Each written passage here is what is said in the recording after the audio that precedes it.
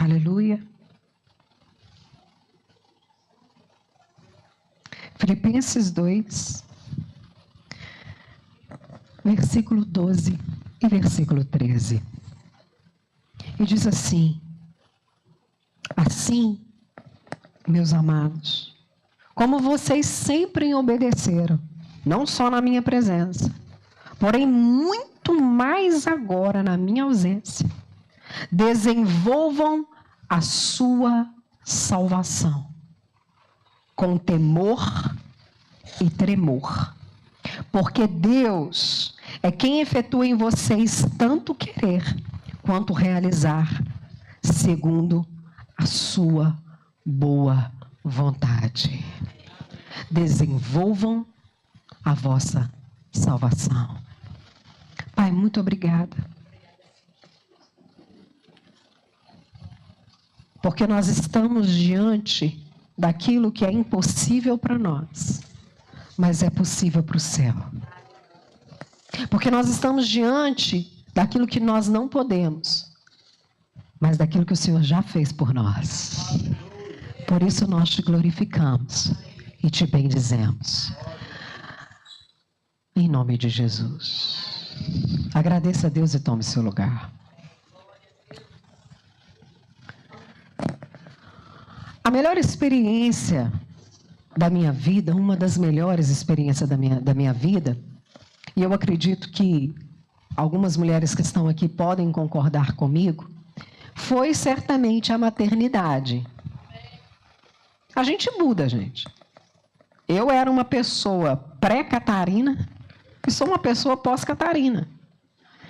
Inclusive, eu olho para a minha vida e olho para o meu passado, é como se eu não tivesse passado, porque ela não estava ali. Eu passei a existir de uma outra maneira quando me tornei mãe. É um mistério espiritual. E quando nós começamos a sonhar em ter filhos, a pastora é uma mulher exagerada, se você não sabe, fique sabendo agora. Eu me preparei 4 anos para ter a Catarina. 4 anos. Foram 4 anos de tudo aquilo que era possível para fazer, a se fazer, humanamente falando. Para que eu tivesse uma gravidez boa, para que ela se desenvolvesse, eu fiz.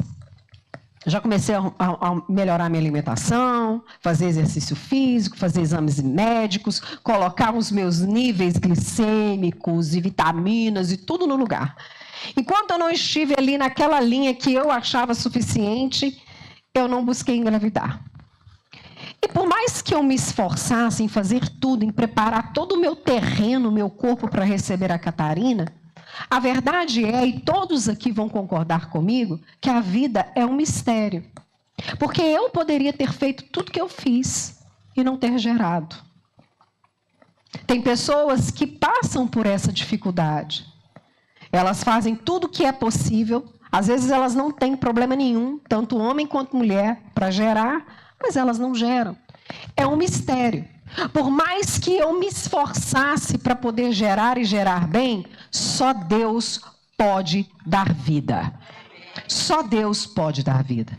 E é por isso que eu preciso dizer para você essa manhã, te lembrar nessa manhã, um mistério muito grande que às vezes a gente se esquece. Você não é obra do acaso.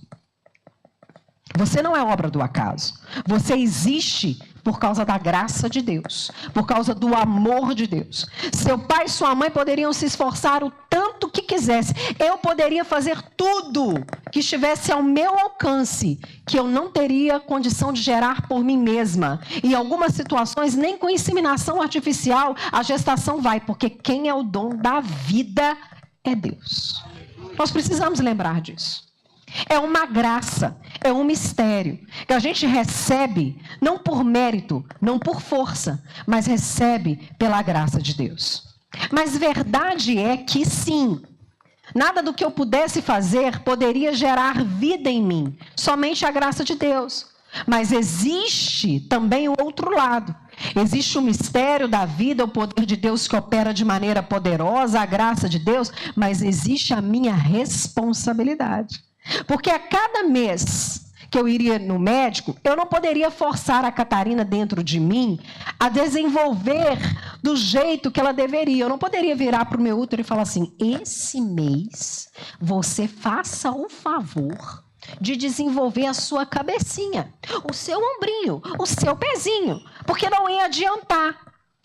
Ali estava a graça de Deus, a mão de Deus, e ela se desenvolvia normalmente por mistério de Deus, mas tinha a minha responsabilidade. Não é porque existia uma graça dentro de mim que eu não deveria dar uma resposta a essa graça. Eu poderia ter sido uma mulher negligente. Eu poderia ter atrapalhado o processo de desenvolvimento dela. Eu poderia não ter respondido aquilo que estava acontecendo dentro de mim, de tal maneira que isso a prejudicasse. Poderia? Poderia. Isso acontece às vezes, mas eu precisava responder de maneira positiva. Ela iria se desenvolver pela graça de Deus, pelo mistério da vida que só Deus dá, mas tinha em mim a responsabilidade de quê? De comer direito, de fazer todos os exames, de fazer tudo aquilo que estava ao meu alcance, não para que ela seja vida apenas, mas para que ela se desenvolva na condição e no potencial que Deus deu a ela. Existe a minha parcela de responsabilidade. Existe a minha parcela de responsabilidade. E se eu não tivesse respondido, alguma coisa poderia ter acontecido. Mesmo que teoricamente ela tivesse se desenvolvido naturalmente e nascido, essa conta viria, porque eu não respondi à graça que Deus me deu. E tudo na vida é assim. Tudo que nós temos, tudo aquilo que nós somos, é graças ao nosso Deus, que é gracioso e nos dá todas as coisas, sem eu e você merecer. Todo mundo aqui, acredito eu, pelo menos a maioria das pessoas, nasceram com saúde. Mas é nossa responsabilidade manter a saúde que Deus nos deu. É nossa responsabilidade responder àquilo que Deus já nos deu. E isso se desdobra em toda a nossa vida. A nossa parcela de resposta. Resposta é responsabilidade. Isso implica em tudo na nossa vida. E é isso que o apóstolo Paulo está ensinando a nós e ensinou aos filipenses. Nós acabamos de sair da série Alegrai-vos. Quem lembra, gente? Alegrai-vos no Senhor, não se esqueça. Nós acabamos de sair da série Alegrai-vos. Maratonamos no livro de Filipenses, mas Deus sempre tem muito além do que a gente pode imaginar, porque a palavra de Deus se renova a cada dia. E nesse momento, o apóstolo Paulo está dizendo para os filipenses, como nós estudamos, que eles estavam passando por situações muito difíceis. Gente, todo mundo tem crise nessa vida. Os filipenses eram servos de Deus, os filipenses tinham recebido a palavra de Deus, o mistério espiritual da graça, foram salvos pela graça, eles não mereciam essa graça e eles passavam problemas agora também por causa dessa graça. Eles passavam perseguições internas, perseguições externas, havia problema dentro da igreja e Paulo escreve para os filipenses dizendo para eles: olha, alegrem-se no Senhor, mas muito mais do que isso. Quando nós chegamos no capítulo 2, versículo 12 e 13, Paulo diz algo que intriga os filipenses e intriga a gente também. Desenvolva a salvação. O quê? Mas eu já não recebi a salvação? A salvação não é um mistério que eu não posso controlar e que é dado por graça? Sim e não. Porque salvação, ao contrário do que muita gente pensa, não é uma porta que eu entro. Salvação é um processo. Salvação é um caminho. Não existe salvação do jeito, às vezes, que a gente constrói na nossa cabeça. Levantei a mão no culto, disse que aceitei Jesus, fui batizado, recebi a minha carta de membro, estou salva. Não. O apóstolo Paulo está dizendo para os filipenses: muito bem, vocês receberam a graça de Deus, vocês entenderam que a carta de dívida contra vocês foi rasgada, vocês entenderam que não existe mais condenação contra vocês, mas isso é só o start. Isso é só o começo. A salvação é um caminho e ela pede responsabilidade e desenvolvimento, porque a graça que nós recebemos é a graça redentora. Ela nos purifica de todo pecado. Ela tira a nossa culpa e a nossa dívida, mas ela também é graça santificadora. E o que isso significa? A mesma graça que nos redime, ela agora nos capacita para ser outra pessoa, ser como Cristo é. Porque salvação se trata de se tornar como Cristo é. Salvação não se trata de ir para o céu, fui arrebatado, ou estou na glória, fui para a glória. Não, salvação não é uma mudança geográfica. Salvação é ir para uma pessoa, é se tornar como uma pessoa é. Porque, gente, às vezes nós pensamos que salvação é ir para o céu e a gente fala do céu o tempo inteiro, que o céu tem ruas de ouro, aleluia. É porque o ouro lá não vale nada, é por isso que eu vou pisar nele. Vale nessa terra, nessa mentalidade mundana. Lá não vale nada, porque o meu Deus é o dono do ouro e da prata. O que é ouro para o meu Deus? Nada. A gente pinta o céu na nossa imaginação, queremos ir para um lugar, mas nós esquecemos de uma pessoa. Uma pessoa que está no trono, sim, mas uma pessoa que veio ao mundo para me salvar, me redimiu, ressuscitou, os meus pecados foram sepultados com ele e agora eu sou nova criatura em Cristo Jesus. O céu só é o céu por causa de Jesus. O céu só é o céu por causa de Jesus. E quando nós aceitamos Jesus como nosso único e suficiente Salvador, Ele nos tira dessa condição de condenação, dessa prisão espiritual que a morte e o pecado nos colocou e nos coloca num processo terapêutico.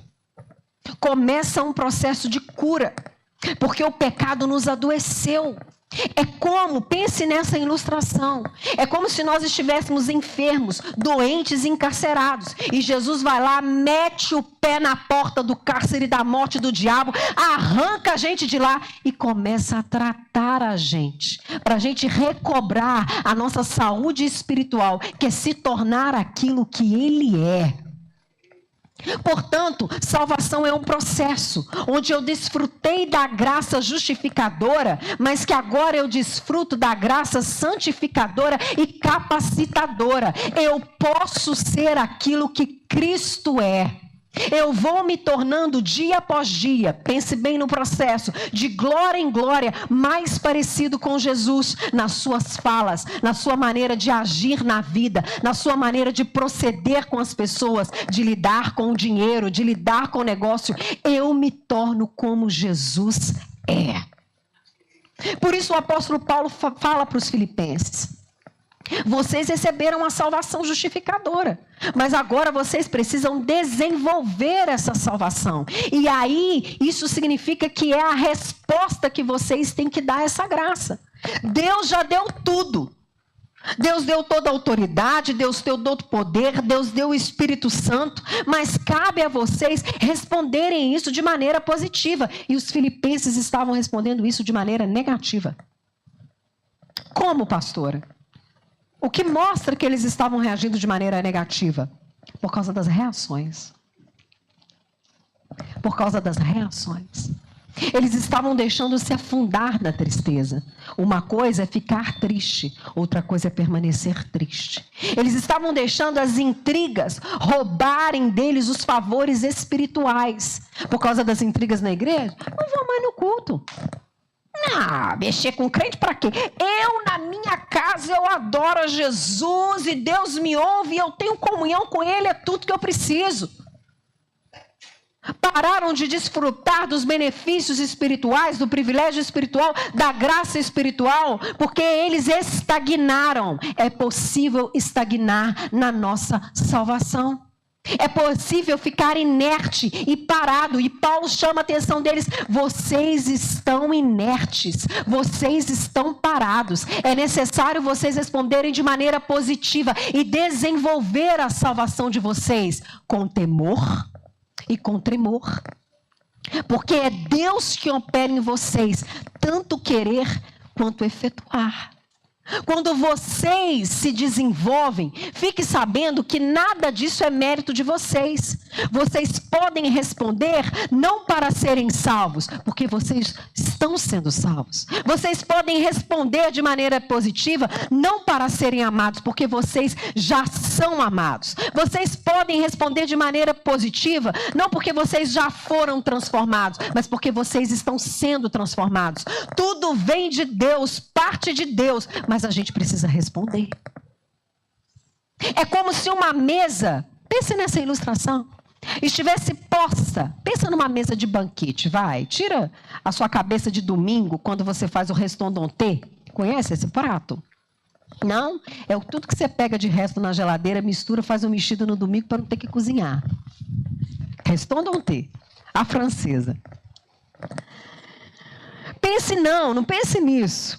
Você está cansado, né? Principalmente a mulherada. Está cansado de cozinhar. Domingo vai o que vai. E eu vou dormir. Não, pense uma outra imagem. Pense numa mesa bem posta, com um banquete, coisa boa, coisa nutritiva, coisa que vai te alegrar, coisa que vai levantar o seu ânimo, a sua força. E você senta e fala, como criança, não vou comer. Não gosto disso. Não quero. Quem tem filho sabe o que é isso. Mas você comeu isso ontem, criatura. E adorou. Mas hoje eu não quero. A gente replica esse tipo de comportamento. Paulo está dizendo, vocês estão deixando de gozar dos privilégios espirituais que Deus já deu para vocês. Vocês estão voltando para a velha vida. E qual é o problema da estagnação? Estagnar não é ficar parado, estagnar é retroceder. Vocês estão retrocedendo ao mesmo comportamento, à mesma mentalidade. Vocês estão desnutrindo, definhando, porque vocês pararam e deixaram de se desenvolver.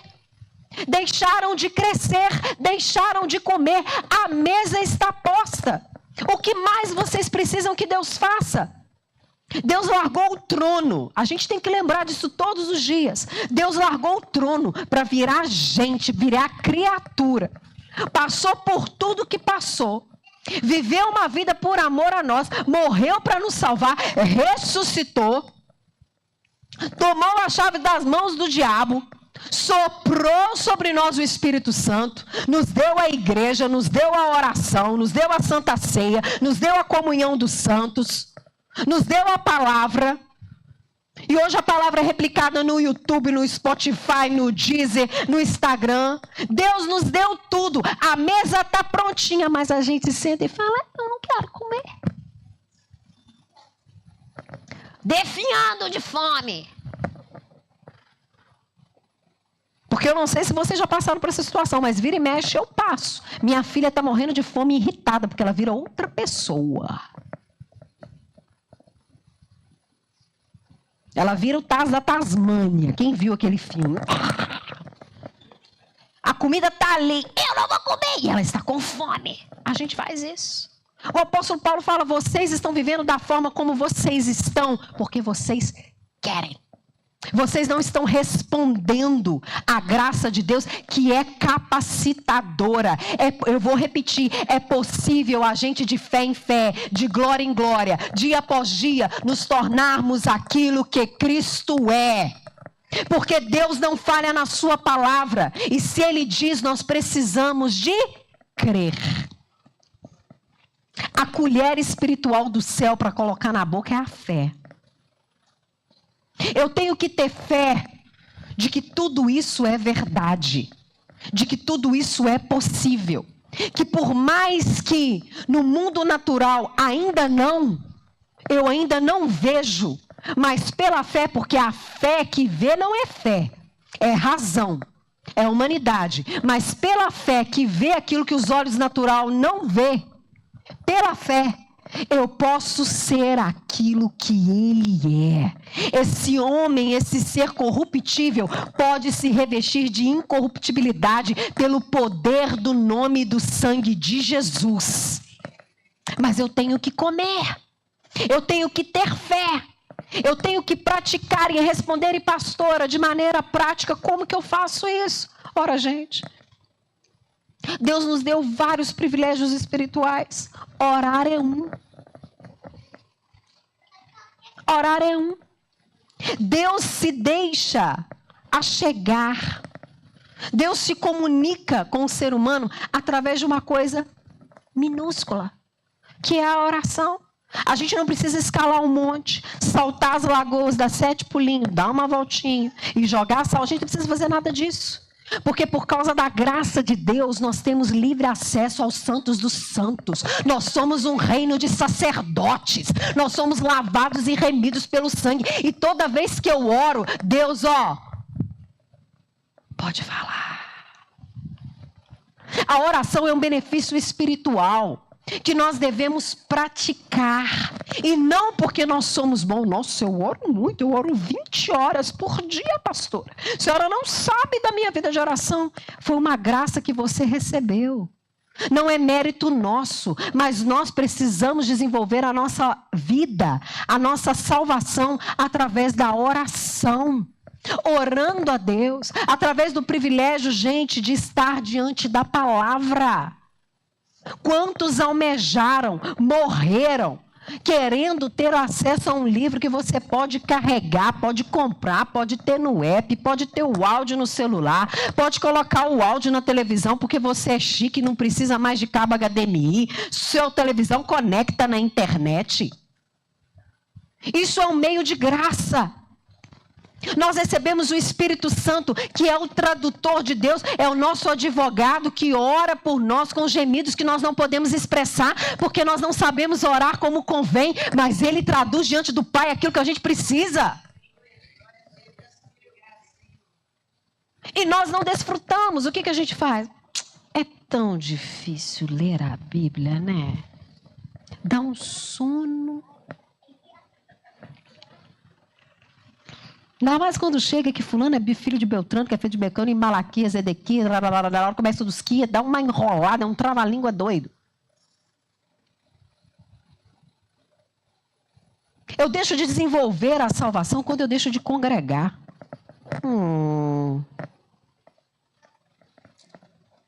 Você não vai para o céu sozinho, não, filho. Tem um céu exclusivamente seu lá na glória, não. Não tem área VIP. E nem quartinho especial, tá? Não sabe conviver com as pessoas? O céu não é lugar para você.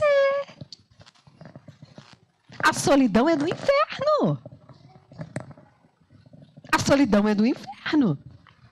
Nós abrimos mão de um benefício espiritual, que é estar na comunhão dos santos, onde eu posso ouvir a palavra, eu posso orar, eu posso adorar junto, eu posso ser exortado, eu posso ser consolado, eu posso ser edificado. Todas as vezes que eu estou junto com alguém, eu cumpro em mim a promessa de Deus que diz: onde estiverem 2 ou 3 em meu nome, ali eu estarei. E a unção é diferente, porque é uma unção maravilhosa. Ali eu saio reanimado pela fé. Mas o que eu faço? Eu não vou hoje não, está chovendo, está fazendo frio. Está deixando de desfrutar de um privilégio espiritual. Sentou na mesa, o prato, os talheres estão ali, a comida está na frente, está cheirosa, é boa, eu preciso dela, mas eu não quero. Dizimar é um dever, é um privilégio, é uma graça, porque o Criador dos céus e da terra, o Deus que pendurou os astros no céu, que é dono de todas as coisas, que é dono e é poderoso acima de todo principado e potestade, todo governo na terra e embaixo da terra, permitiu a mim, que acho que sou grande coisa porque trabalho muito, levantar de manhã, pela graça dele, ir trabalhar e ganhar o meu pão de cada dia e chegar aqui, dar um valor ínfimo, achando que eu sou muita coisa, porque eu faço esse tipo de coisa e eu ainda tento controlar, com coisa que aquilo que tenho é meu, com coisa que aquilo que sou pertence a mim. A gente não é nada, gente. A gente é do pó e para o pó a gente vai voltar. Se Deus não der saúde, se Deus não der força, se Deus não abrir a porta, se Deus não der o sustento, nós não temos nada. Nós não somos ninguém. A gente não tem força nem contra um mosquitinho que carrega o bendito do vírus da dengue. A gente morre.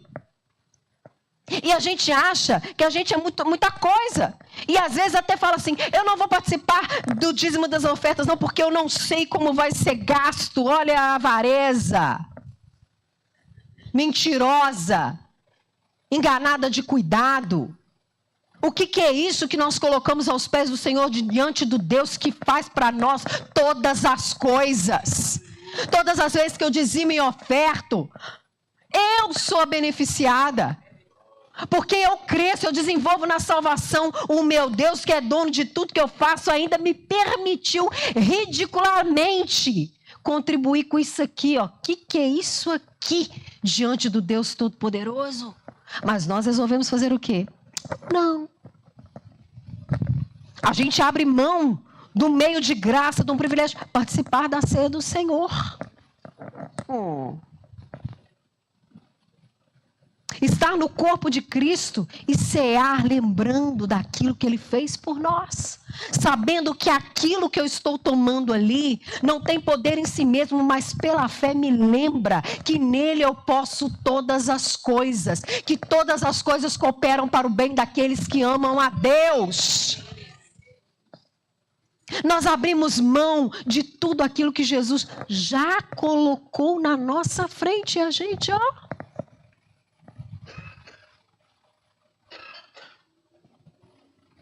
Não quero. E o apóstolo Paulo está dizendo: vocês vivem do jeito que vivem por culpa de vocês. Doeu. Vocês estão vivendo infelizes porque vocês querem. Desfrutem da graça de Deus que santifica e capacita e começa a desenvolver. Pastora, mas eu não vejo isso ainda em mim. Gente, é um processo. O processo da salvação é um processo salvífico. Não ache que tudo em você vai mudar imediatamente. Tem gente que aceita Jesus hoje, sobre o vício, às vezes, do álcool, e amanhã não contenta nem sentir cheiro de cachaça. Mas tem gente que precisa de passar por uma casa de recuperação. E Deus vai capacitando a pessoa para vencer aquela coisa de glória em glória. E a cada dia, dia após dia, eu vou me tornando menos mentiroso, menos maliciosa, menos fofoqueira, menos avarenta, menos cobiçosa. Tudo aquilo que o pecado me faz adoecer e enfermar, nas minhas veias começam a fluir o sangue de Jesus e começa a filtrar. Eu começo a ser como Ele é e a crescer e a desenvolver. Eu posso até ainda não ver, mas eu estou sendo salvo e desfrutando da graça de Deus. Vou repetir, da graça que te capacita a ser como Ele é. E como Ele é, pastora? Vitorioso.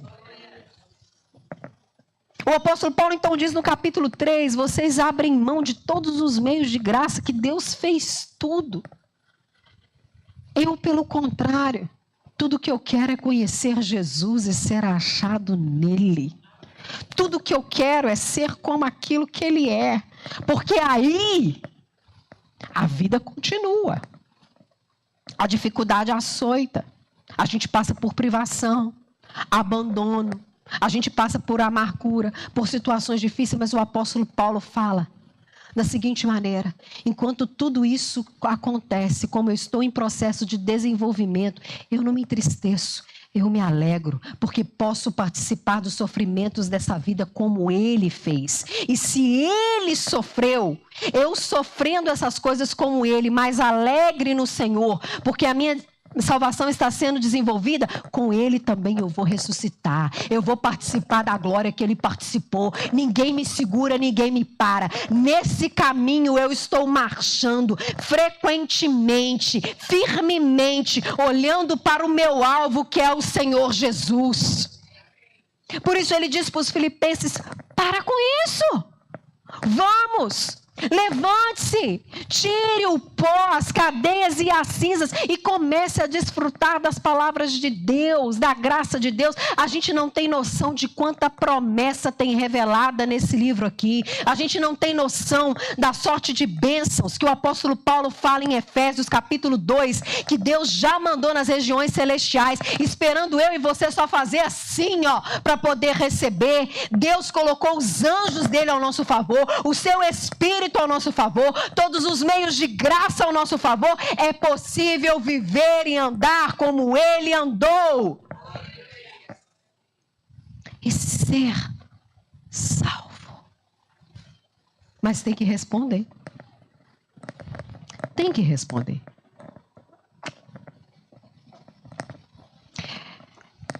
Deus que nos criou sem nós, não nos salvará sem nós. Agostinho disse isso. O Deus que nos criou sem nós, não nos salvará sem nós.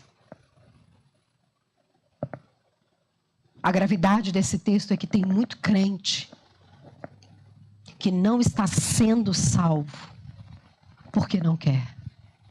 Ou porque parou na graça justificadora, mas não quer andar na graça santificadora e capacitadora.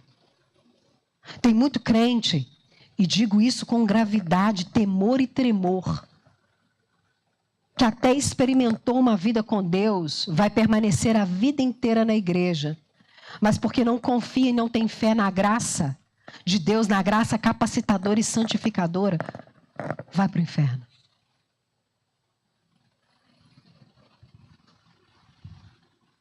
Porque não experimentou o tratamento todo. Não quis receber a regeneração toda. Não quis ser refeito naquilo que ele é. Tudo está disponível para mim e para você. Tudo. Nós só precisamos de uma coisa: responder com fé. Só isso. E talvez você nessa manhã está pensando, mas é só isso? É só essa parte da minha responsabilidade? É. Pastor, então, eu estou com problema com a minha fé. O bom é que Deus é tão bom que Ele é o autor e Ele é o consumador da nossa fé. Se você precisa de fé para continuar se desenvolvendo na sua salvação, eu fico alegre em dizer que nós estamos no lugar certo, na hora certa, na presença do Deus certo. E tudo que nós devemos fazer agora é responder. Por isso, se coloque de pé.